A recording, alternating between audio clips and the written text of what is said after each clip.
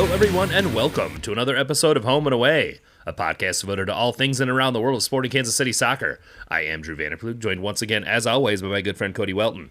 This week on the podcast, Sporting Kansas City has now extended their losing streak to 9 straight games in all competitions, stretching all the way back to last year, as they were unable to find a goal while up a man for over 40 minutes against San Jose and Children's Mercy Park on Saturday night, in front of the first home opener non-sellout in the venue's history.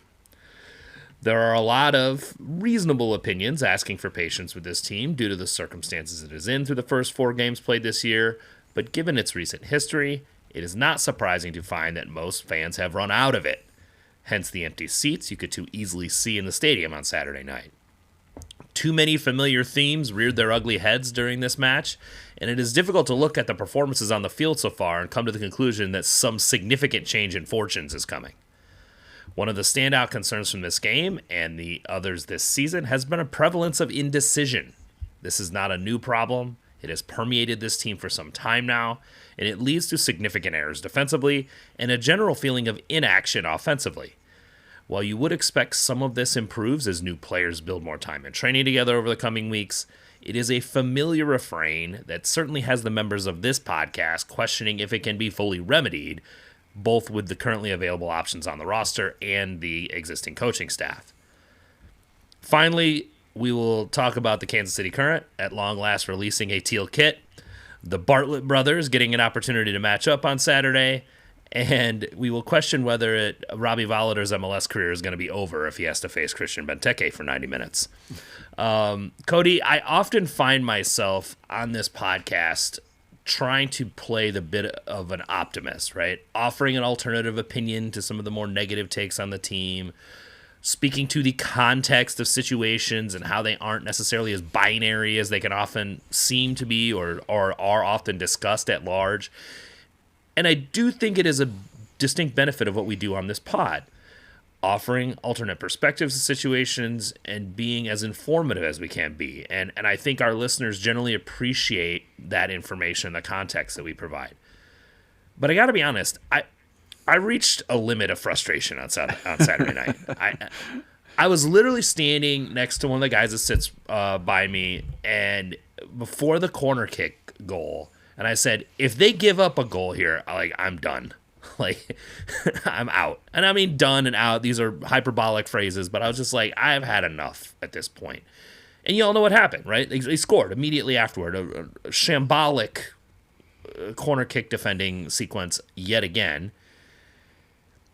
And I actually remember having this exact same feeling last year.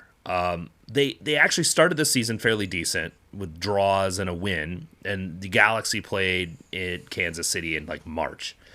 And but he'd even discussed on the podcast how some of that was a little bit of fool's gold. They were getting a lot of lucky long distance goals, etc., etc. They play really well in the beginning of that match, sort of catching Greg Vanny off guard with a double pivot and all this, and then Brugman comes on at halftime. We all know what happens. LA wins that game 3-2. The main reason I remember it is distinctly because when they gave up the first goal, 5 minutes later give up a corner kick, and I was talking to another person who was in town. They were visiting from Europe to see the match as a work function, and the guy was like, well, what do you think of your team? I was like, well, this is a problem here, set piece defending. Mm-hmm. And they scored. Right? They scored that goal, and then, of course, they get the winning goal, and it's just everything sort of fell apart at that point, right, for the rest of the season. And I just remember having that same feeling of just, frustration and just the inability to see anything positive coming in the future. Mm-hmm. And that's really where I come away from after watching this team on Saturday night, home opener of the league season. You're hoping and upon hope to see some sort of progress. And I know guys have not played together, have not trained together. I know all of the excuses. We'll get to them, and some of them are reasonable. But after having sat through watching this team for the last several years, and for you and I much longer than that, but certainly in the last several years, you're hoping to see some sort of progress, and we were just fed the same things that we've been seeing for 2-3 years now. I told you before the pod started that it was a good thing that we didn't do this pod on Sunday because I did not leave early. I waited till the full time whistle, and I To be clear, was I didn't leave either, but it right. was more of a euphemism. But yes, Lots of folks were leaving, and I don't blame them at all. I was grouchy about it the entire drive home, and I was grouchy about it the entire next day. And when your sports team ruins a whole Sunday for you. Because of what happened on Saturday night, let's face it, it's a early season game. There's so much of the season left. It's in a parity driven league. We're supposed to have the opportunity to be optimistic and to hope that they can get their shit together and make a playoff spot.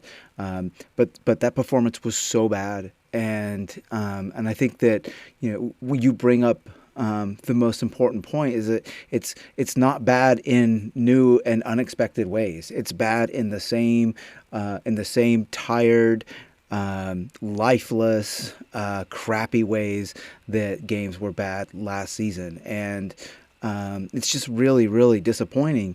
And all of the caveats that you've already mentioned, sure, they're in play, but man, every single team in the league has caveats to, they everybody has injured players, everybody has new players who are still betting in, and not every team looks this lost. And I think that they were.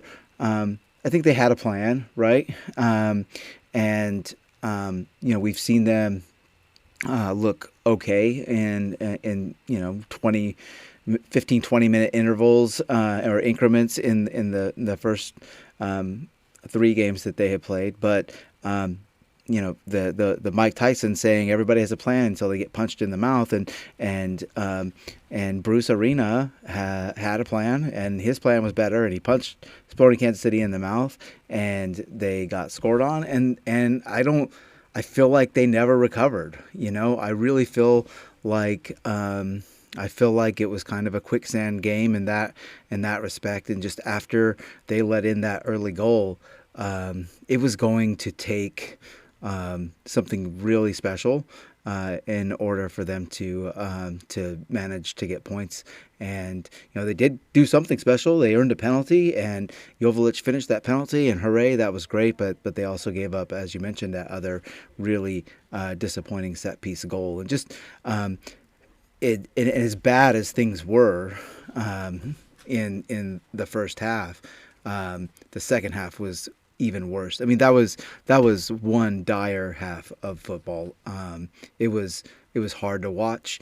There was Sporting Kansas City was up a man for a really long time, and they were not able to really generate squat from that. And the players were bad. The coaching was bad. There was so much left wanting, and it left a bad taste in my mouth, and I'm sure a lot of other people's mouths, and it should. yeah, I mean, I generally agree with what you're saying. I don't agree with every single facet of what you're saying, but I agree with most of it. And I think that the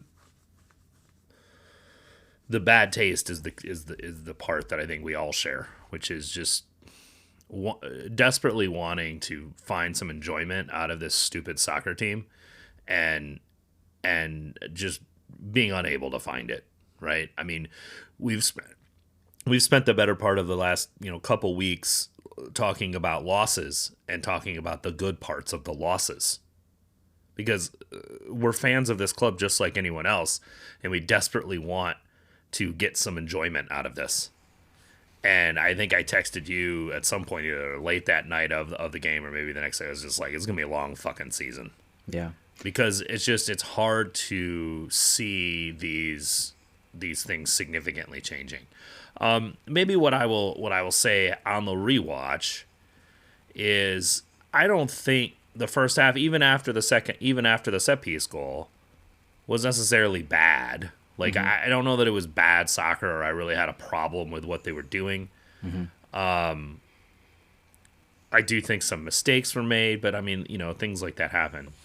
I think I think what you're alluding to with the coaching part in the second half were the substitution choices and when, and how they actually compounded the problems that Sporting was having as far as chance creation was concerned, as opposed to alleviating them. I think after the game, Vermees, alluded to the yellow card, sort of forcing his hand regarding what changes he made. Yeah, sure, whatever. I mean, yeah, you don't want to put a guy out there who might you don't want to leave a guy out there who might get a second yellow and get sent off. But also, if you can't trust your players post yellow card to manage themselves, and that speaks to a larger concern. But it regardless, the substitutions that he made at the hour mark made, at least for the first 10 minutes of being up a man, there was some activity happening. It wasn't like, oh my God, we're pressing the shit out of them and might score a goal, but there were some chances happening when two things happened at the hour mark. Arena brought on Mark Anthony Kaye for Joseph Martinez, which had a huge impact on Sporting's ability to play through the midfield.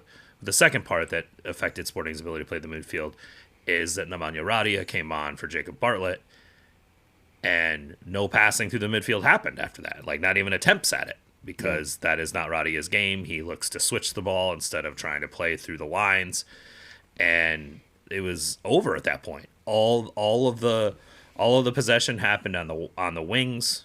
There was no play through the center of the pitch, and it was like, another 35 minutes of the umbrella of despair returning. Yeah.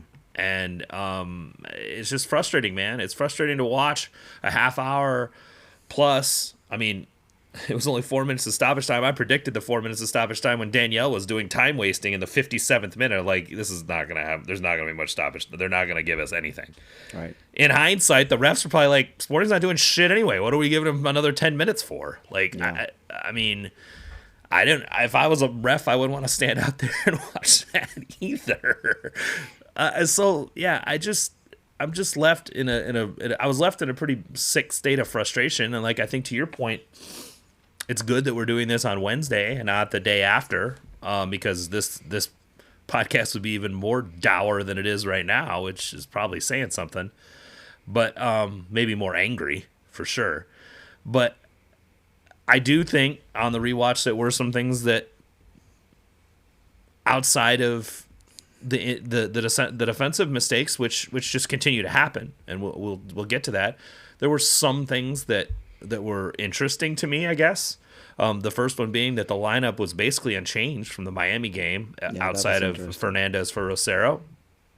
It appears, based on how we've seen Vermees rotate the center backs, that Volador is the only one that's everyday match fit, and Rosero and Fernandez are working into that level. Great, whatever. This is an ongoing issue coming out of preseason, that they can't have a fit roster. I don't want to like make wild claims or conspiracy theories as to what causes that, but anyway. Not only that, they don't have fit center backs. I mean, look, center backs, it's not like they're not running up and down the field the whole time, right? I mean, so I think that honestly makes it slightly worse. I mean, they're running up and down the field a lot when they play for Sporting. Well, that is true. They're running towards their own goal a lot, at least. I looked at the heat map for the entire team, and I did a double take because I had to check and make sure that I was looking at a map that was going the way that I thought it was, because in a game that's at home where the team is up a man for a significant portion of the time, like there's no action inside of the attacking third. Not just the penalty box, the entire attacking third is a wasteland of when it comes to Sporting Kansas City's touches. And I think that I would say that the coaching, Peter Vermees has spoken about, or at least given lip service to the fact that they want to play more direct, and to his credit, like Suleimanov is a very direct player, and we do like what we've seen from him. We do like what we've seen from Manu, but even yes, they got up 2 goals, but even after that point, New England was running a much higher line than one would expect given the San Jose. circumstances. Bruce doesn't work for New New England England, I anymore. know. Wow, that was a major brain fart. Yeah, San Jose. Thank you. Um, but they were running a much higher line than at least I expected, and there was still just like a refusal to play behind the line, and especially to do so early. And it makes no sense to me, right? If we pick the ball off or make a tackle and win the ball in midfield, when you watch the wingers, and Joveljic too, their first move, all of them, is to come towards the ball, and that is contrary to the way that Vermes has said that he was going to coach the team to play this year. It's contrary to what you and I have been asking for, and like I said, I mean, it's not like San Jose was just completely bunkered the entire half. Yeah, when we worked the ball down, they let us possess and matriculate the ball down there, and then they bunkered. But before that, I mean, they're pushing pretty high, all things considered, and this team's inability to recognize that and to take advantage of it, even especially after underlining that in the off season, is just really disappointing. And the continued. Go ahead. Sorry. Well, I just want to highlight something really quick because I think it's important. I do agree with you that with in possession, this team is not very direct with its passing. Where they get direct is when they get into offensive transition via counter pressure. That they are much more active as far as going back downhill pretty quickly. But you're right, they're active getting downhill to the top of the 18-yard box, and then there's no movement beyond that. Now, Yeah. as I highlighted in the intro, most of these new players have not practiced with each other at all. Like I think Sperry was saying that some of the concepts for that they worked on happened in a hotel ballroom because they literally just have not trained together. So yes, And they are still, for the most part, showing much higher on the rankings of different websites than the players who are veterans on the team, right? If right. you look at the So higher this rank, so this was the secondary point that I was going to make. I wholeheartedly agree with you. They are for sure the brightest players on the field, and you can tell that once they understand where their teammates are going to be a little bit more, some of this stuff's going to come off a little bit better, and it's not going to look quite as bad as it did. That said, the guys who have been here forever that should know this system extremely well are the ones who are doing the least. They are the ones who seem to be sort of like full of indecision offensively. There's just this hesitation that happens constantly, and this is something we've seen forever. And I said this to a few folks after the game. They're thinking, they're not playing. That's a fucking problem in modern soccer, man. You can't. The moment's gone. If you have to think about whether or not you're making the right decision, the moment is gone. The modern football is played too fast. You have to react immediately. In fact, not only that, you have to be like Manu Garcia, where you see the play 3 steps ahead of time. Yep. So that you're able to, as soon as the ball hits your feet, you already know the next 3 things you're going to do. And there are too many guys on this team that are not capable of even seeing the next thing to do, much Right. less the next 3. I understand Manu Garcia is a DP and he's going to operate at a level that's higher than the other players. But there's too many guys on this team, including ones paid a lot of money, that spend too much time reading the field with the ball at their feet. That is not the time to read the field. You should have been flipping your head around to read the field and the spaces before you receive the ball. You should not be waiting until it hits your foot to decide to read the field. And I see that way too much. I'm not going to sit here and name players and motherfuck a bunch of guys, but it is a common issue with this team. There are very few players who have sort of the sense to aggressively attack space. We spent, what was it, like 3 weeks ago, talking about Iraola and his concepts about having a structure, but also giving his players the wherewithal, and in fact, the instruction to say, I see space, I attack space, either via a pass or a carry. But attack the space. Put your opponent under pressure. Right. This team just doesn't do that enough. No, and it makes them plotting and predictable, and well-coached teams can take advantage of that. Right. Well, the other thing is like it. I'm trying not to turn this into a shitting on a Peter Vermees system conversation, but it sort of is. Yes, We know what this system is. It is extremely specific. It is extremely controlled. It is like spacing, vertical and horizontal, what you do in different environments, like what the expectations are. It is extremely like specific is the best way I can say it. But there are clear instructions about how you're supposed to achieve everything. And as a result, when spaces are created outside of the system, the team doesn't know what the fuck to do with them. They don't read them as opportunities. They read them as, I don't understand this, right? I don't know what to do next. I don't know what the right choice is, because the opportunities are supposed to be created via counter pressure. Mm-hmm. Well, what happens when Jacob Bartlett hits a line splitting pass into space outside of pressure, outside of counter pressure, just via ball progression? These guys don't know what to do next. No.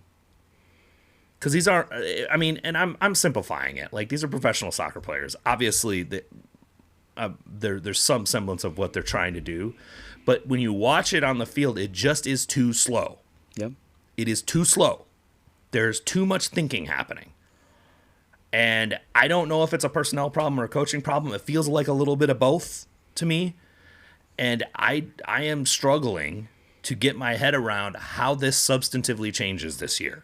Now, granted, like I said, it usually takes me getting to this point of obsessive frustration. Like I've been carrying water for these fucking guys for so long, I feel like, and then I finally lose my shit on the podcast and they'll run off 3 wins or something, right? Like that's definitely going to happen now. But I'm just like, I've had it at this point. Like I've seen this fucking story too many times. Yeah. And I'm so tired of like being in conversations with people and having to be quote unquote the voice of reason. Yeah. And yes, there are reasonable arguments for why certain things aren't able to be accomplished at a high level right now. Mm-hmm. I understand those, and we can talk about those in a vacuum all day long. When you look at the last 4 or 5 years of this team, it's the same shit, man. Yeah, it is. This isn't like significantly different. The players are slightly different. Yeah, that's it.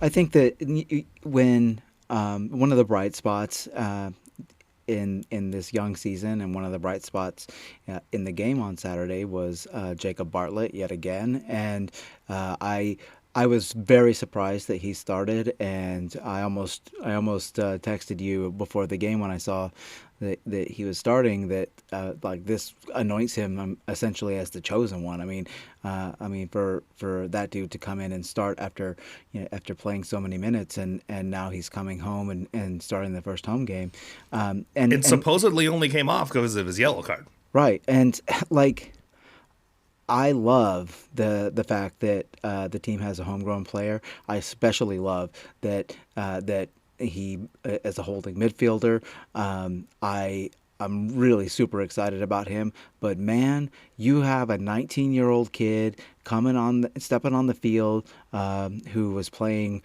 college ball just a few months ago, and he looks better than the other midfielders who've been on your team, who've had your coaching, and who are MLS veterans. Like, that's a problem. It's a problem. He won 3 duels in San Jose's defensive third in the first 2 minutes of the game. Like, pressing up, counter-pressing, getting after, like, winning the ball back. In a way I haven't seen a 6 do for this team, I don't know, in ever, really. Like, it's not traditionally you see the 6 getting that high and being that aggressive in counter-pressure. And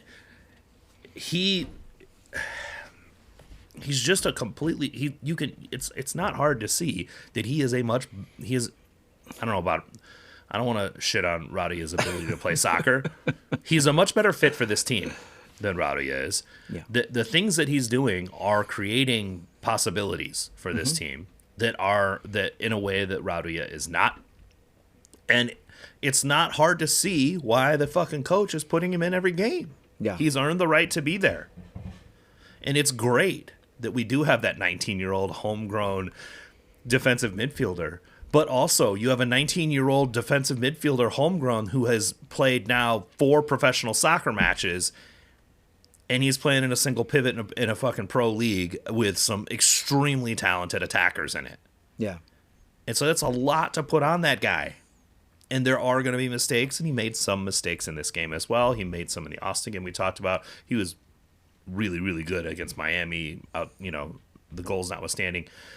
But he is a bright spot for sure. And I love seeing it. And you could immediately see the team get worse when he left the field. Absolutely. Which is a wild thing to say about a 19-year-old kid we didn't even really know that much about. Yeah. Coming into this season. He did have his down moments, and I think that he was at least partially at fault for the first goal. And I think that he stepped pretty high and didn't win the ball. And the problem stepped is late. If you're gonna do Right. that, you better time the fucking tackle right. The problem. Young players like that are going to make that kind of mistake. The problem is that the veterans around him didn't help him out, and you have veterans who have played in MLS for multiple years. You have veterans who have played overseas for multiple years, and they in a well functioning defensive team.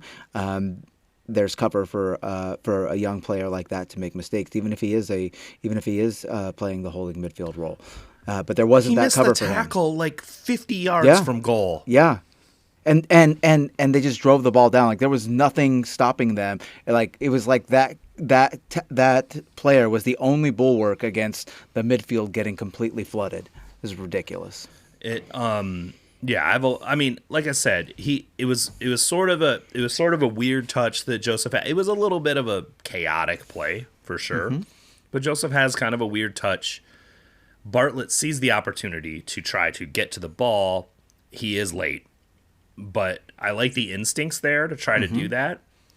The thing is that, and this happens a lot with this back line, when the midfield presses, the back line doesn't come with them. Yep. So there's 20 fucking yards in between them. By the time Volader recognizes that the space is there, he's 3 steps too late trying to step up. And so when he does, they're behind him. Yep. And then he can't recover.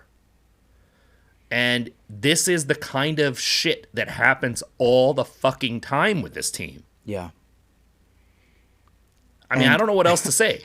I know what else to say. This is a coaching issue. This is a coaching issue, plain and simple. And I'm sorry. I have a lot of respect for Peter Vermes, but these are professional athletes who are experienced. They can do better than this. They have to be coached to do better than this. How do they not recognize this goes back to the indecision conversation I was having with you earlier.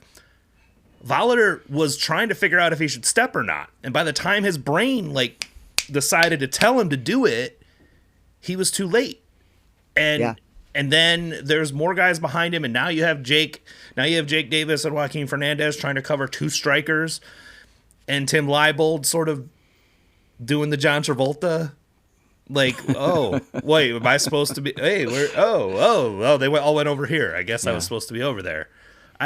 It's just this. We talked about this last week. This is the thing that drives me fucking nuts about this stuff. When a guy makes a mistake, the teammates tend to compound it instead of trying to fix it. Yep, absolutely. And there does not seem to be a leader on the back line who is responsible for organizing. Pulskamp, that does not seem at this point to be his forte. And with couldn't even claim a fucking ball on a. I mean that freaking corner kick. That was a coaching problem too, frankly. It was 4 yards from the fucking goal line. Yeah. Do you want to just talk about that now? Because I knew that San Jose was going to create a solid chance from You that could corner see kick it. before it happened. The fucking announcers saw Yeah. it before he hit the ball. They were like, "Oh my god, there's 9 guys inside the and box." and Sporting Kansas City's best aerial defender at that time, for Fernandez, was not goal side of any of them. He was standing. He was in a sort of zonal marking system, standing in the middle of the box, and all of San Jose's attacking set piece attackers are between him and the goal. You cannot do that. I mean, I don't care if they're running a zonal or man marking, or if they have a set play drew up. When shit changes on the field, you have to adapt. And there is no way that Sporting Kansas City's, best aerial presence should leave his goalkeeper hanging out to dry like that. It's unforgivable. It's just absurd, honestly. I mean, but also, John Polskamp, just drive over the top of the fucking guy to get the ball. You're never going to get a foul called on you there. Yeah. Just go over the top of him. Yeah. What are they going to do? I have never in my life seen a goalkeeper get a foul called against him for going after a ball there. Yeah, and he should. We've seen him do that in the past. It's like, bro, you're a 6 foot foot fucking 4. You're the biggest guy in that area. I don't care if a guy's backing up into you. Push through him. Well, I think that I think that is, as I indicated, another example of Bruce out coaching Peter Vermes, because I think that they were coached to do that, to crowd the keeper, and I don't think that like Sporting Kansas City looked completely and utterly just incompetent and unprepared for that, and it's like, come on, Bruce is hitting the ground running, right? He's already this scouting report is not hard on Polskamp. Crowding him in the goal, like we can this crowding the goal on a set piece. It has created garbage goals against Sporting for years. Yep, this true. Isn't a new scouting report. I don't understand, and that I think that goes to your point, is like, if you know this is a problem you have, why are you not spending a half hour at training at least once a week, if not multiple times a week? Just you don't even have to do 10 that. Guys. You just simplify. And you say, Fernandez, when you're in the game, your job is to see ball, get ball on those. Right? You are responsible for getting your head to the ball first, and then everybody else's roles play off of that. But that dude should not be standing as far away from the goal as he can. It's utterly just mind blowing to me that happened, and like you said, it was completely predictable when you saw the play developing. Before they even kicked the ball, it was like, oh, this is going to turn into a good chance. This is bad. I mean, like I said, even the announcers were like, everybody's in the box except Espinosa taking the kick and Harks. Yep. Standing at the top of the box as the defensive release foul. Like, your whole goal there should be aerial clearance, attack the fuck out of them. Yep. Right. And the players have to protect their goalkeeper. You have to get goal side, and the second the ball's kicked, you have to push. Yeah. You have to push. What are they all doing beyond the near post? I don't know. Why are they all there? I don't know. The ball comes in, and there's like 2 guys in front of the goal mouth that are wearing Sporting jerseys. Yeah. One of them's the goalkeeper, and I'm just like, why? Well, and frankly, I mean, this is just a continued issue with the team, both defensive and attacking set pieces, and that is, I'm sorry, that's like the one component of soccer play where you have control, especially as a coach, where you can, run designed plays and those sorts of things. That is the last place where you should be having mass confusion, especially for a team that has a lot of returning pieces. Like, there's no mystery to this. It's really not as hard as they're making it look. I'm sorry, it's not. And the fact that they're unable to make headway at this really gives me serious concerns that this coaching staff is up to the challenge.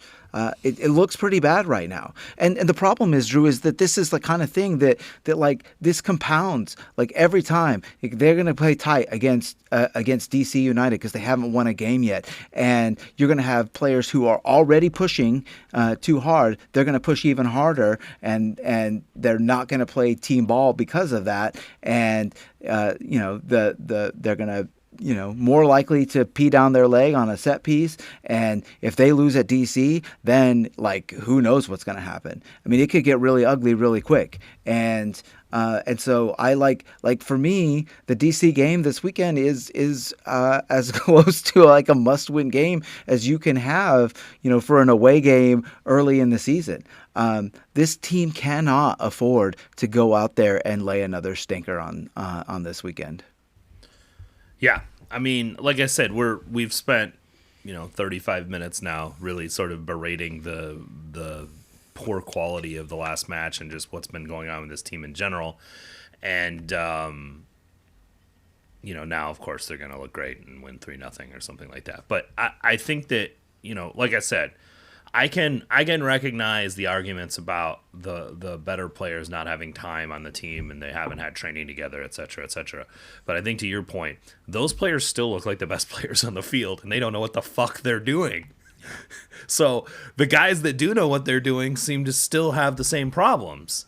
And it just goes to show you that, I mean, to your point, several times over the last couple of years, either you need to change the players or change the coach. The coach isn't changing, so we need more. We need even more new players than the ones we have, honestly.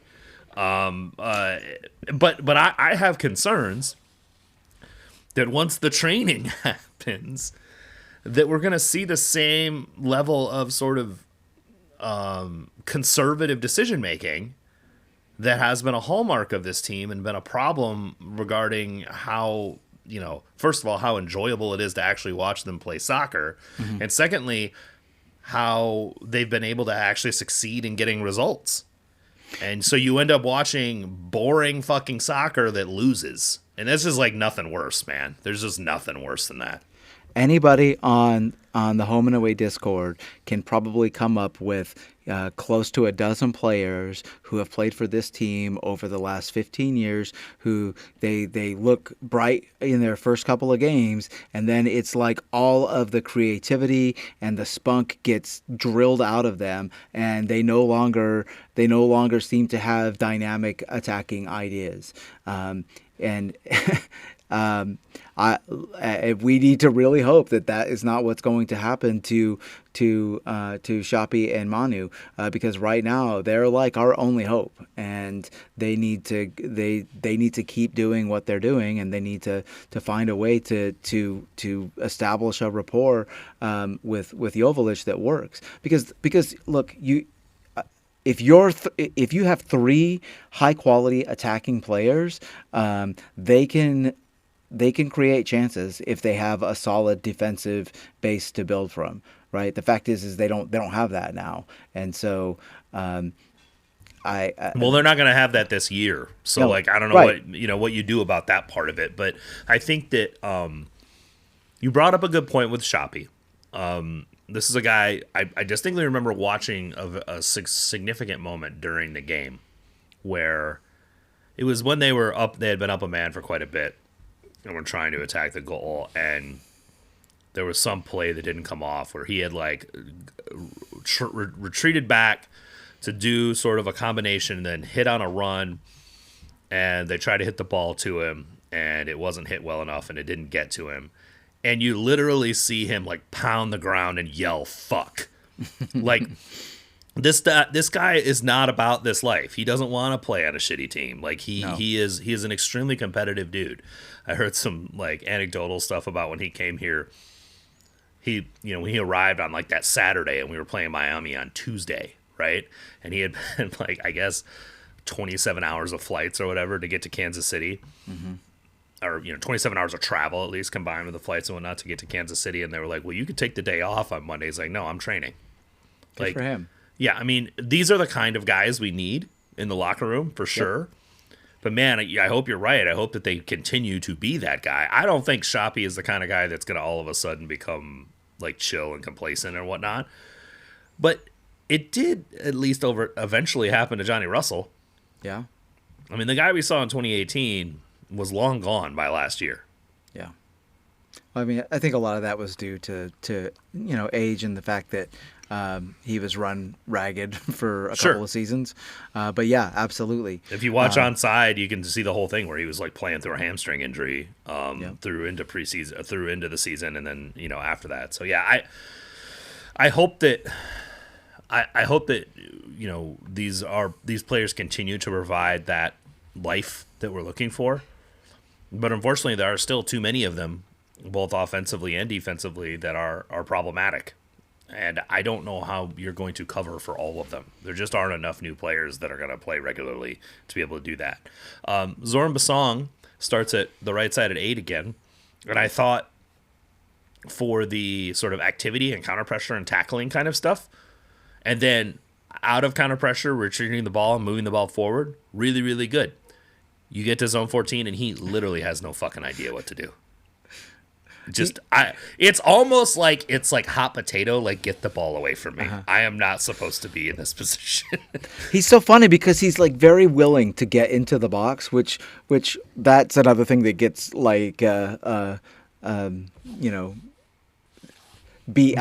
of every midfielder on this team. Right.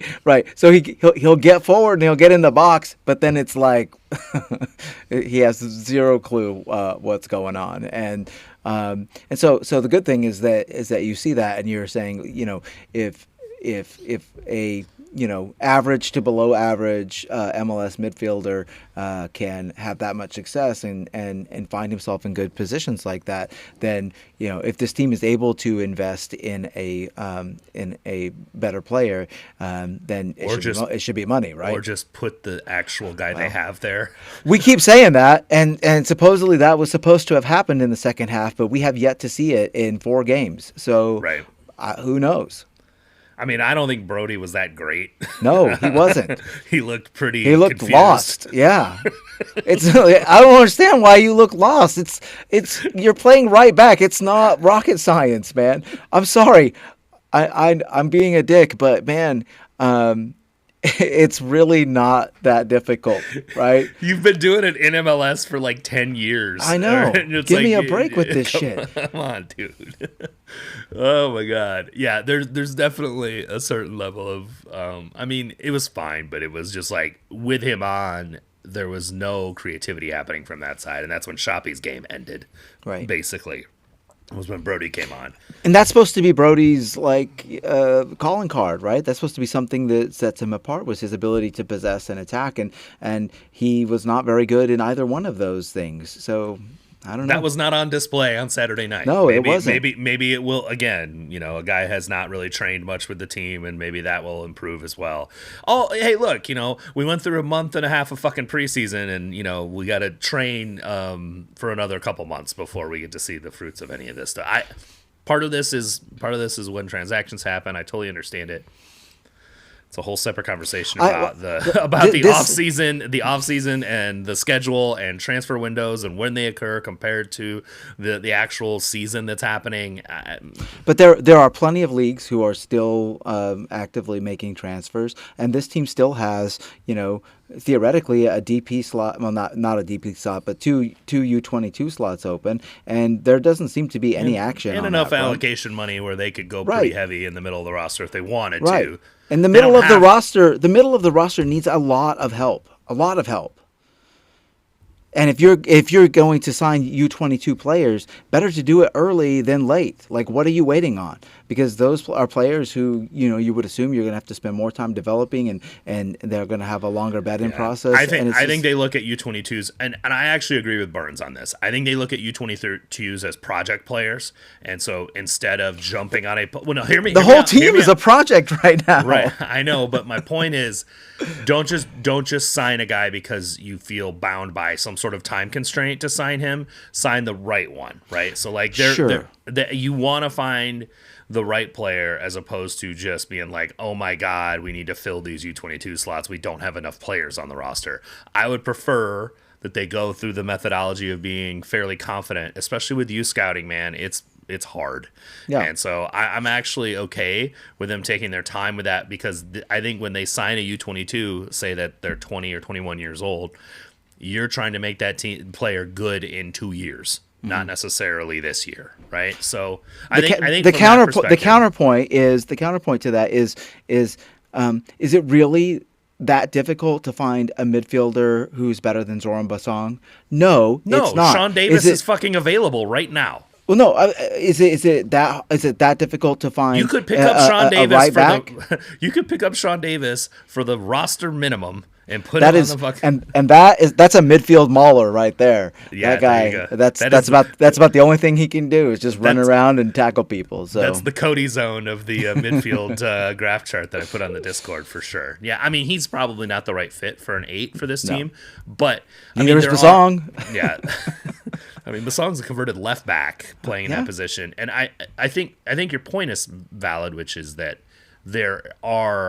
you could see. So two things were very clear when the subs happened regarding the quality of this team and its ability to do anything offensively, is that Jake Davis and Jacob Bartlett are very important. Yeah, two of the most important players on the team. Extremely important players to have on the pitch. Yeah. Even when Jake had a pretty shitty game against Miami, when he came off, all progression on the right side of the pitch stopped. Yep. The Jakes and Manu and Shoppy. I mean, that's it. And Joveljic as well, right? But, right. But I mean, and Shoppy's trying to find Joveljic too. This is the nice thing I actually like about Shoppy as well, is he can pass. Mm-hmm. It's a wonderful thing. There are opportunities for wingers to create assists in this system. Yeah. That is kind of what it is. That's their job. That's kind of their job in this system, is to do that. And Eric Tommy playing left wing, I'm like, I don't understand why you have an inverted right-footed I feel like central midfielder. I feel like such an idiot for ever even thinking that would work, that would be a good idea. We're in the same boat, dude, because we convinced ourselves that it was the right thing to do as well, and because we knew that he was coming back, and we knew that he's going to be one of the better team players on the team, so he's got to play somewhere, and so that's where you slot him in. But it has not worked at all, even close. And in every game that the team has played so far, he has been one of the more disappointing players. He has really struggled to find passes. He struggled to create chances. He struggled to make meaningful shots for himself. And it's a really big problem. And then you roll Shallowy on, and that's. There's no, but it's at the same time you roll on Radoja and Logan and Denbei, and Arena makes his defensive changes, and it's like, what the fuck Shallowy supposed to do at this point? Yeah, that's absolutely true. I'm not saying that Shallowy was particularly great when he came on, but I don't know how he was supposed to save this problem, right? Like, what is he supposed to do? I do think it made sense for him and Denbei to come on at the same time, because Leibold was doing that sort of inverted midfielder thing quite a bit. Mm-hmm. They were kind of doing this 2-3-5, 2-2-6 kind of thing, where Leibold was inverting into that sort of half-space vertical channel in the midfield and even higher. And then Tommy was very wide when they were playing that way. And then sometimes Leibold would get wide with him and they do 1-2 combos up the line. But that was really the only progressive activity that they really accomplished together. And Denbei, we know, likes to play very wide as a left back, high and wide, and Shallowy likes to invert quite a bit. So it actually did make sense positionally for those guys to be playing together. I don't know if Denbei's still got fitness problems or what the fuck's going on, but or Vermees thinks the Leibold Tommy partnership is what they need on the left for Tommy to be effective. Whatever, it's not fucking working. Okay, we have enough game film on these two guys doing this, and these guys did go through a full preseason and have been on this team for 3 years, and we should know at this point. We can make decisions quickly if something is not working, and Leibold and Tommy on the left is not working. It is not creating substantive chances. They're not progressing the ball into dangerous areas. That's not hard to see. No, it's not So hard to see at all. So so so that's so we better see in Denbei and Shallowy try to do it next this weekend, because I just we need to create chances more than just Jacob Bartlett hitting a line splitting pass through the middle, Manu Garcia doing his flicks around out of half turns and trying to play people through, and Shoppy doing his shit. Like, more things have to be happening than that if Joveljic is going to get on the end of balls to score. And I do think there are opportunities, as we saw, for that to happen. But more guys have to be involved in the attack than that. And it cannot be this staid dribble the ball forward and look and hope something just sort of gift wraps itself to us.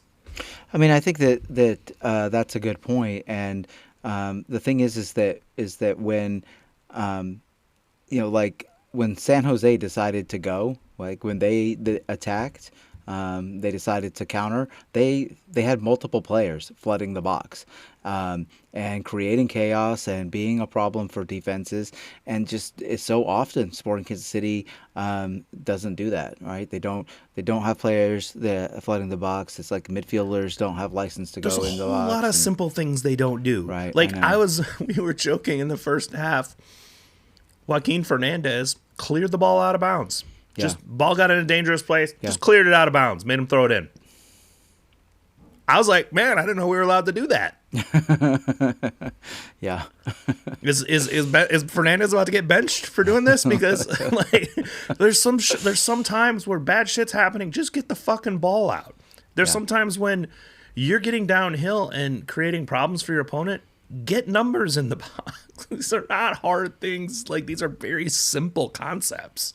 Yeah. And this goes back to the conversation that we were having before. Something about the instruction manual for this system is causing players not to do that.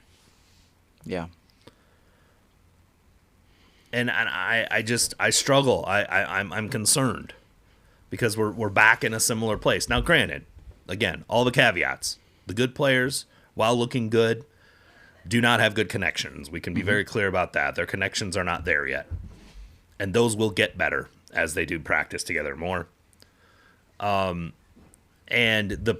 as a result, the guys that are really connected are the same players that have the same sort of indecisive, non-dynamic, sort of conservative decision-making that we've seen for several years.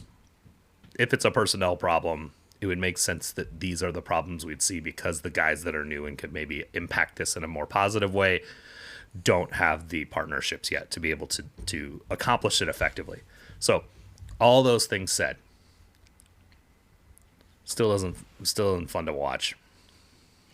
No, it's not. Nobody wants to watch the Umbrella of Despair. It's worse than boring. It's also it just sucks the life right out of you as a fan, and it shouldn't be that way. This team. I mean, I can't believe the front office is super stoked about this. Like, you can't sell out your home opener for the first time in the venue's history. Yeah. Thank God for the new lighting that sort of hides all of the stuff in the East Stand, that all of the empty seats in the East Stand. But you can't sell out your home opener for the first time in the venue's history. The team puts out a performance like that. Fans are leaving early. This is a problem. At least you can buy a $220 Letterman jacket, though. That's Yeah, don't get me started on the cost of goods in general for anything. Like, it's not just at Sporting Kansas City games; it's literally everywhere. But yeah, it is. It's a problem for the franchise long term. Like, if they keep playing like this. Yeah, they have to. That's why I said this weekend is as close to a must win in this particular situation as you can get. It's really important for the team to come out and put some goals in the net, and for their attacking players to play like they're worth the money, and for their defensive players to play like they give a shit. And just going back to the U22 thing, like sign 2 more center backs. Like start throwing darts at the problem. What you have isn't working, and it hasn't worked. And obviously, that's tongue in cheek. I don't really want them or expect them to do that. But like, show some ambition and initiative here, because this is not. I mean, okay. This They is where did. You're I'll right. hit They pause. did. They did. You're right. They You're showed right. a fair amount of ambition and initiative this offseason, man. They did. And what did they have to show for it at this point? Because The players that are still there are causing problems. If this team's success absolutely hinges on Jake Davis being in the midfield, which it kind of appears like maybe it does at this point. I don't want to put too much on him, but like that seems to be the piece that we're all expecting to fix it. Then why the fuck didn't you sign a right back before the season started to come in? 9 other guys. I'm with you. Drew, I understand, but it's all dominoes, right? If you really need Jake Davis in your midfield for your midfield to work, you have to do whatever it takes. Put Zoran Basong over there. Put Leibold over there. Fuck, I don't care, right? It's not rocket science. The non-Kyrie Shelton option can't be Jake, I think was the point that you're making. And it was something we highlighted at the end of last season. Yep, as absolutely, being something we did. that needed to be addressed. And instead, they gave a trial to a guy takes up an international slot, and they couldn't sign. Yeah. Like, come on, it's silly. You know, It's silly. they've since signed Brody. Okay, so they are making adjustments. So to that point, I do want to say this because I think it's fair. You're saying, hey, you have a problem and you didn't do a very good job of managing it, and I got on this podcast and told them and said they did a piss poor job of managing that situation. Absolutely. And 4 days later, they signed Andrew Brody. Now it's a little bit late to come to that conclusion, but in the past they would have just rolled with it. They wouldn't have done anything, right? Like it just would have been what it is. It would be the Peter Vermees "it is what it is" situation, instead of actually addressing the problem. They addressed the problem. I really do think they have. It's just but it would have been nice if that was done a month ago instead of a week ago, right? As far as I have to keep reminding myself from the roster part of this, which is really where we have the majority of our issues with how this team's performing right now, that we are in phase 1 of a 3-phase rebuild. Right? We're only 2 league games in to this, rebuild process and bringing in new players and integrating them and etc. That said, I think with this coach and this system and what they do and what he does, it should be pretty easy to tell whether what he's doing is working or not fairly quickly. This is not a situation where you need a whole season of play. In fact, I think his whole, 10 games lets me know if we've got it or not. I think if this team doesn't look significantly better in 10 games, like, real questions have to be asked. Like, is Peter Vermees capable of managing this rebuild? And I don't think we're there yet. I'm not suggesting we're there yet. But the signs aren't good. The signs so far are not fantastic, and I think if you're in the front office, the ownership group, any of those places, and you see the fans in the stands and you feel the frustration of the results and you're wanting this team to be better, you have to start preparing yourself to logically evaluate the situation over the next couple months. Because if you're not thinking in that way, I feel like we're going to run up against a similar situation that's happened the last couple of years where the team's really shitty into May, and then we're like, oh, should we do it now? Oh, no, it's too late. You know what I mean? Like, Yep. I know exactly what you mean. This needs to be a conversation and a thought process that is being managed already. Given how the last 2 seasons have gone, and the fact that at either point, at some point in either one of those seasons, it was, I think, objectively realistic to really question the job that Peter Vermees is doing. If they can't get their shit together in the next 8 games, then absolutely they should be looking at something different. And we might be jumping the gun a little bit, but I don't think so, because this is not something that is unexpected. Like you and I both expected this team to struggle. I expected this team to not even be in the playoff hunt, and it's still even worse so far. The play on the field is even worse than what we expected, and I'm sorry, but coaching has something to do with that. I don't. I for the life of me, I don't understand why you're down, 2-1, and you don't put Willie Agata on the field at all. Like I don't understand it. I don't understand it. It doesn't make any sense to me. Especially if player rapport is a thing that you're really concerned with. Exactly. And connections between players and whatnot has been a problem throughout this game to be able to create chances. Put a player on around players that he's played with. Wouldn't that sort of make sense at that point in time? Now, granted, and you're playing against a tightly bunkered defense. You're playing crosses into the box. You have a guy in there who can win crosses. And look, if your system can't accommodate 2 forwards or 2 strikers when you're down 2-1 and trying to earn a result, then your system sucks. Well, I mean, you need to be able to play players in all if you look at any good team in any league, and I'm not just talking about Premier League comes to mind. I think of teams immediately that do this. It is not uncommon for strikers to come on at wing at the end of a game when you're chasing a goal. Right. And you just sort of work it out. And there are instructions about positionally what you need to do to be able to work it out. But you do whatever you can to try to win that game. And there is within this team and coaching staff a idealism towards the system that everything must flow a certain way, and they're just sort of instructions within the structure, right? There's no significant just trying some shit, right? Yep. This ain't working, let's try something different. Instead, it's more trust the plan, right? Trust the process. The Philadelphia 76ers still haven't fucking won, okay? There's the process didn't work. We gotta stop.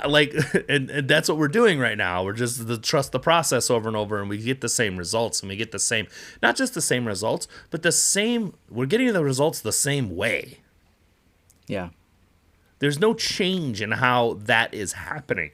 It's happening the exact same way. Mm-hmm. And I think that's where I have concerns. And I'm not saying that it can't be managed, and I'm not saying 2 months from now we're not looking at this saying, man, we jumped the gun on some of these claims. That's highly possible. I totally recognize that we're getting a little bit, we're letting our frustrations and our scar tissue from the last several years sort of dictate a level of frustration. And I understand all of that. But also, I'm a fan of this team, and I want to enjoy it, and it is not enjoyable right now. No. Not even close. I mean, Tottenham Hotspur has been a hot fucking mess for about 4 months, but I still don't have the same level of concern about what they're doing as I do with Sporting Kansas City. Yeah. Yeah, and Sporting can't even get relegated, so. I don't know. I mean, it's not Spurs are going to get relegated, but no, I know, but I mean, the stakes are higher, right? For Spurs, if they have a bad season, bad seasons can happen and teams can get relegated. That's not a possibility for Sporting Kansas City. So I mean, supposedly Peter Vermees could get fired. Supposedly. Okay. That's what they said on the Onside episode. So, well, I mean, that could happen. I mean, I guess anyone can be fired, right? Yeah, absolutely. So I asked for patience at the beginning of the season, and even I've run out of it. Is the patience due? I think it's due to an extent. You know what I mean? I saw some things in some of these games before Saturday night that led me to believe that with some time we'd see something positive happening. Yeah. There was a significant regression on Saturday. And so I think the patience is due as long as we're seeing progress. And that didn't feel like progress. Yeah, the style points matter, right? Especially because you don't have relegation. So style matters, and when you go out and you don't you score off an outside of the box shot that is also deflected and a penalty. I mean, come on, those are the only two goals that we have so far this season. That's not exciting soccer. It's really truly, especially at this point in the rebuild, it is much less about the results than it is about what you're seeing on the field, and what you're seeing is not exciting, and especially the second half of that game on Saturday, like it was not. It was just completely grim, and That was look, the thing. if That the was the team's thing. gonna lose, let's just lose like 4-3, right? If you're Like, gonna fuck up big, try some right. shit. Like that's the thing. I put this. I think Yeah. I put this either in the rundown or in my notes. I was like, the thing that really frustrates me about this indecision and this conservative decision making is that obviously on the defensive side, it leads to late decisions being made and the opponent taking advantage and making your defense look like shit. On the offensive side, it creates this level of just like conservatism where nothing of any circumstance happens. You're so worried about making the mistake that you're not trying things and you're not putting your opponent under pressure. There should be opportunities as a soccer player to try shit. Yeah. Try to pull some shit off. If it doesn't work, okay, fine. And if you do it 10 times the same way and it doesn't work, you need to adjust, right? But I want to see players attempting to put the opponent under pressure. All the time. That is the whole fucking point Yeah. of the game. And Defenders should be putting offensive players under pressure, and attackers should be putting defenders make their under pressure. defenders make bad decisions. Yep, exactly. There's not nearly enough of that. Our defenders are put in positions where they make bad decisions all the time. Mm-hmm. Our offensive players never do it to those defenders. Mm-hmm. And it's hard to watch, man. It's not fun. No, it's not fun at all. And so there just needs like, and that's I guess that's the point I'm making is like, these players should be allowed to try shit and fuck it up. Yeah. And there should be enough ability with the coaching staff this team has to be able to cover for mistakes happening. Mm-hmm. And if they can't do that, then we've got really big problems. Yeah. I mean, if you spend 8 figures on attacking talent in the in your off season, and then don't, and the only shit that comes off the page is their individual stuff. Yeah, that's bad. But like I said, at the end of the day, if you lose 1-0 or 2-1, it's the same thing as if you lost 5-4. It is, and I know that Peter This Vermes team's not going to win 1-0. That ain't happening.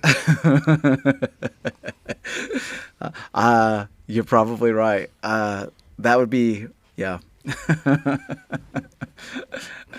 I don't know how. I mean, I don't want to put an over/under on the number of 1-0 wins this team has this year, but I'm taking the I under. think we should. I think we should actually. The over/under would be 0.5, right? It would be Right, 0.5, right?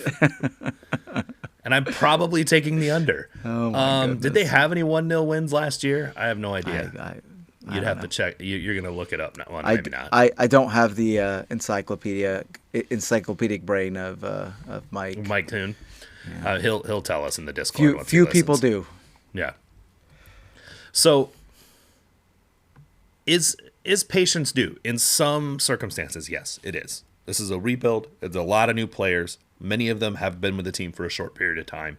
You would expect that as that group solidifies into a best, sort of a first choice 11 and plays multiple matches together, assuming health, that they are able to improve. So like from that perspective, yes, patience is due.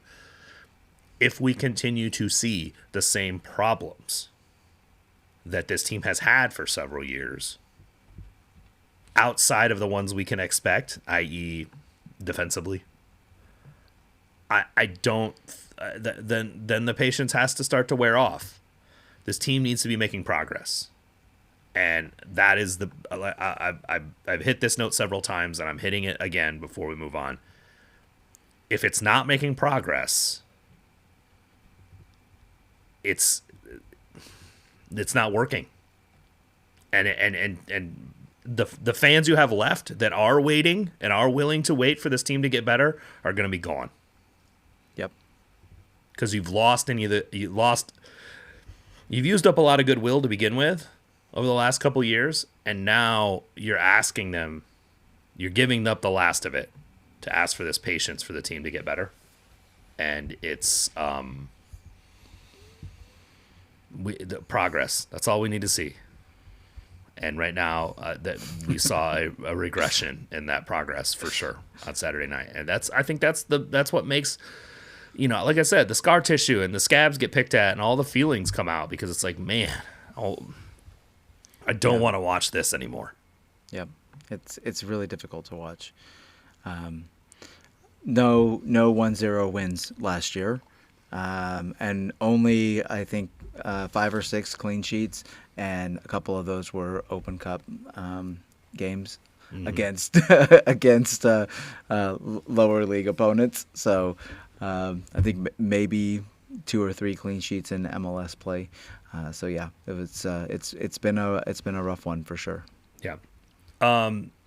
Real quick, what did you think of this sort of 2-3-5, 2-2-6 possession shape?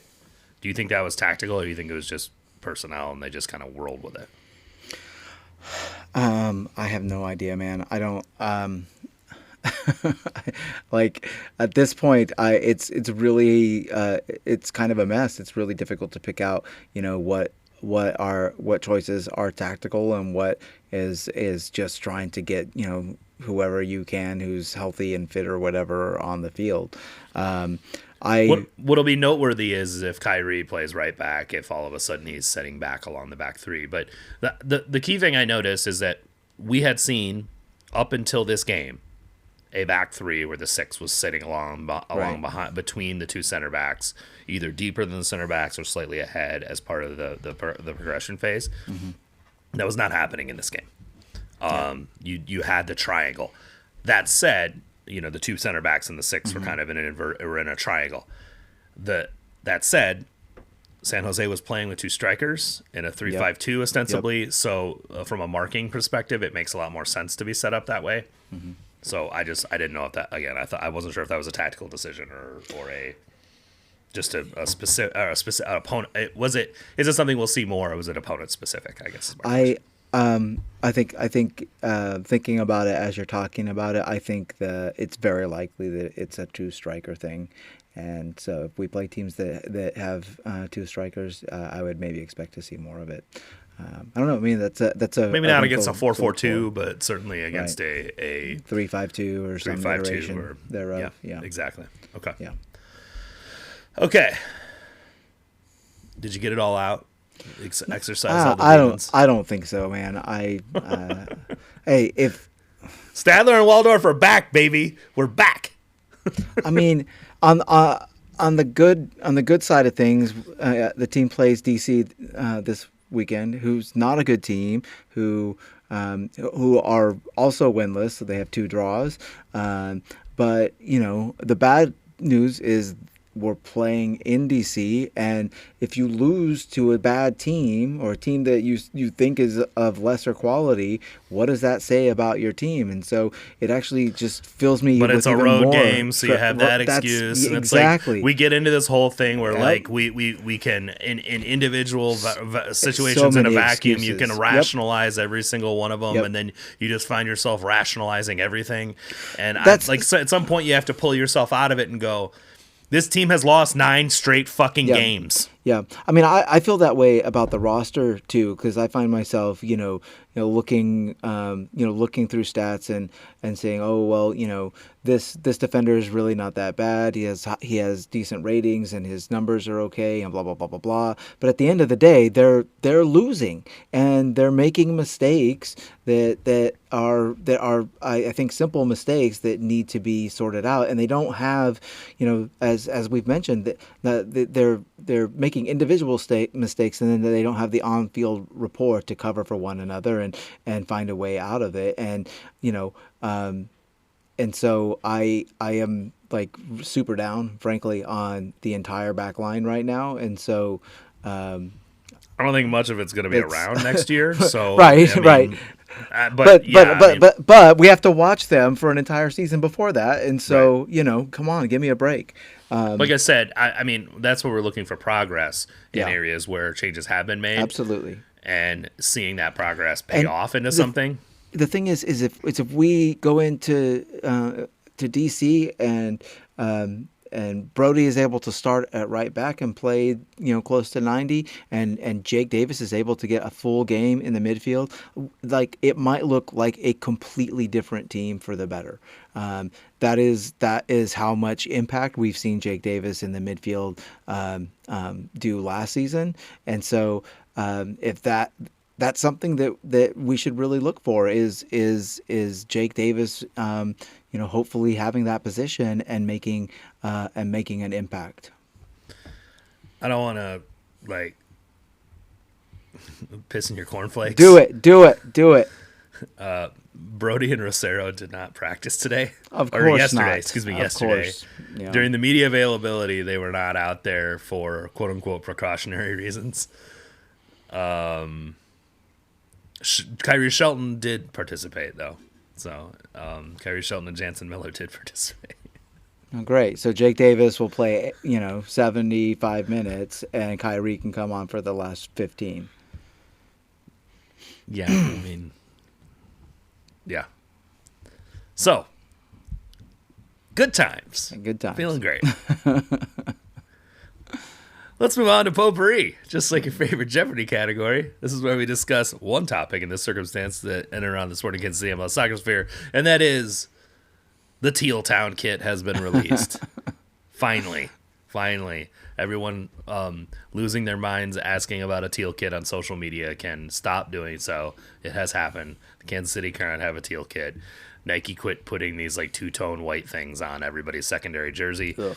And they got to do their own thing, and it's kind of cool. I actually kind of like it. It's got like a sort of like overhead map kind of view of Kansas City on it. Mm-hmm. The really cool touch of it is the Missouri River going through it and the crest of the club being exactly where the stadium is on the Missouri River. I thought that was kind of a cool touch. Like stuff like that is when you get to see it, it's pretty. I mean, you got to be way up close to the jersey to see it. These are just going to look like bright teal kits on the field when you're watching on television. But up close, they do look pretty cool. So, yeah, I mean, I don't have much to say other than that. It's teal. I think it's great, and it's very Kansas City because there's no city in the entire United States that likes repping itself more than Kansas City. So, I think everybody should have one. They look great, and it's good to support a team that is good. So that's the other nice thing. It's like the team wearing it will likely be good this year, or at least fun to watch. Yeah. So that is definitely the bonus. Okay, one thing to look for. Let's get into this DC preview. Okay, the Bartlett Bowl may be happening. I mean, Lucas has started for both games for DC. Even it's a derby, Drew. Come on, wrong sport. I mean, I don't care. We're in America. I'm not even going to do the America thing right now. But thank you. Regardless, it's alliteration. The Bartlett Bowl is alliteration. You're right. The Bartlett Derby. No. Whatever. Anyway, Lucas, even when they played in the back four in their last game, Lucas Bartlett was on the field playing center back for DC. So high potential that we'll get to see those guys score off against each other. I'm sure they're looking forward to it. My main concern is with one Robert Volleder and playing against one Christian Benteke. Benteke continues to score at will in this league. Yeah. Some older attacking players come to the league and struggle. That has not been a problem for Benteke. He has one elite skill and he uses the fuck out of it, which is heading the ball in the goal. or causing problems in the air and then kicking the ball in the goal. Yeah. Robbie Volleder is among the worst center backs in the league at winning aerial duels. Christian Benteke is the best center forward in MLS at winning aerial duels. So this is going to be the unstoppable force against the highly movable object. Like I'm like gonna get freaking PTSD of that Luis Suarez goal. Yeah. Like I feel like there's a high potential that this could be a really big problem, especially if Danny Rosero was also precautionary held out of training. Yeah. Like that means that the Fernandez-Rosero starting pair doesn't seem very likely. Is it likely? Did they just get Fernandez because they knew that Rosero was injured half the time? Injured all the time. So they wanted to get another part-time starter. So between the two of them, they can have one center back. You know, a couple $1 million gets you one useful center back, apparently. Yeah, I don't know. But I put, if you really want to feel dour about our chances, I put the FB ref charts up on the Discord. This is your weekly reminder to go check out the Discord, participate in the conversation with the rest of our listeners. Link is in the show notes. Anyway, yeah. DC is a fairly chaotic team so far, and they've played some bad opponents too. So, like, I think Chicago will be fine eventually, but they are also a team trying to work out their defense and mostly spending money on their offense. But at least Chicago's scoring goals. Toronto, I don't know. I mean, who knows what the hell Toronto is? The wooden spoon. That's what the hell. So, but neither have really good defensive units, and so I don't know. Neither does Sporting Kansas City. So maybe they'll give up 2 goals as well. DC has given up 4.3 xGA in 2 games. I mean, that's about to get a lot better. God damn. Okay, we're salty. We're salty on the pod this week. So yeah, I don't know. I mean, they've played in a back three. They kind of did a 3-4-2-1 kind of thing, and then they did this 4-2-3-1 this past weekend. Like I said, I am just frightened of what Christian Benteke will do if he gets to square up against Robbie Volleder for 90 minutes. Yeah, I think most pundits pick DC United to be towards the bottom of the Eastern Conference, and they're not a team that invests a lot of money in their roster, and they literally have one of their DPs playing for another team. Right. You gotta love that. Oh man, I had totally forgotten about that. It's great. But the reason why you talked about Benteke so much is because Benteke is it, right? Like he is the attack, and the whole idea revolves around winning the ball and getting it onto his head. And they have in Aaron Herrera, one of the better fullbacks in the league, and then obviously they have Lucas Bartlett also, and so I think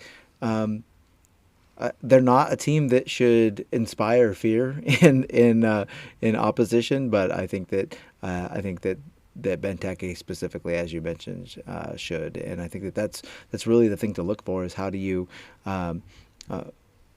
It's unfair to expect MLS center backs to go up 1v1 versus him, and so it puts a lot of onus on the outfield players to deny him service, and I think that's where you have to start with a player like that.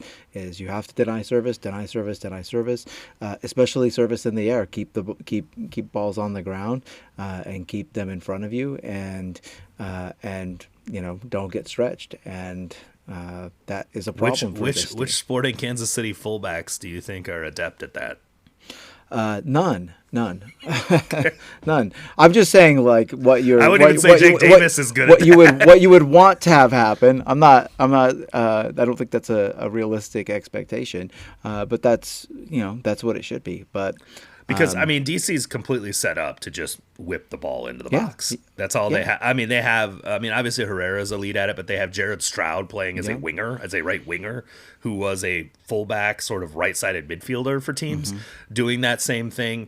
Like they're just gonna lop the ball into Benteke over and over and over again, and they've proven that they can score enough goals that way to not win the spoon. I don't know how much better they'll be than that, but they could probably keep themselves out of 30th that way. I don't know. I want to have some sort of positive point of view on this game, but maybe I'm being a prisoner of the moment. But just watching the game on Saturday gives me like very little to go on that makes me hopeful. And maybe hopefully they'll prove me wrong and I'll feel better about it. And we can come back next week and say, hey, look, everything's fixed. And obviously that won't be the case, even if they do win the game 4-0. But, there's little to draw from 4 games this season to come into this on the road against an opponent that does things that this team really struggles to defend. Yeah. To come away going, yeah, I have high hopes for how this is going to turn out. I mean, the objective should be to score 4 goals, right? That should be the objective, is to just plan on outscoring DC. Because if you try and sit in and play for points, or play for a draw, or try and think that you're gonna nick a goal on the counter and win 1-0 or whatever, you're setting yourself up for failure, because you're gonna give up set pieces and corner kicks, and Benteke does well on those things too, right? Like he's not just he's a good player. I'm trying to make him seem like all he does is stand by the goal and head it in. No, the reason he's so effective at it is his positional awareness, the way he causes problems for defenders. Like there's a lot of his movement that allows him to get free in those circumstances. And then obviously he's elite at scoring from them. I mean, this team should be just. There's no reason why this team shouldn't just throw numbers at the goal. There really isn't. Their defense is so bad that it's just like, let's go score some goals, man.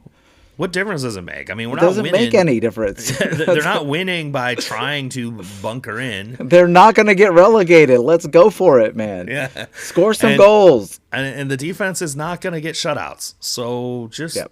The best way to beat an MLS team, to be completely honest, to take them out of their fucking shit, is to put 2 on them really fast. Yeah, absolutely. It takes them out of their game. That's the best way. You see what happens to Sporting. Sporting gets the one. I mean, they give up the one shitty goal at the 3rd minute, and then the set piece goal, and you could just see they just didn't have it at that point, right? It's very hard to keep your emotions in check in those circumstances and continue to keep driving to try and succeed. And so there should be no reason why they shouldn't just try to hang some on them. Let's go for it. I'm calling it now. A hat trick of assists for Zoran Basong. Let's go. Let's go. And on that note, I'm Drew. He's Cody. We will talk to y'all next week. Go Sporting.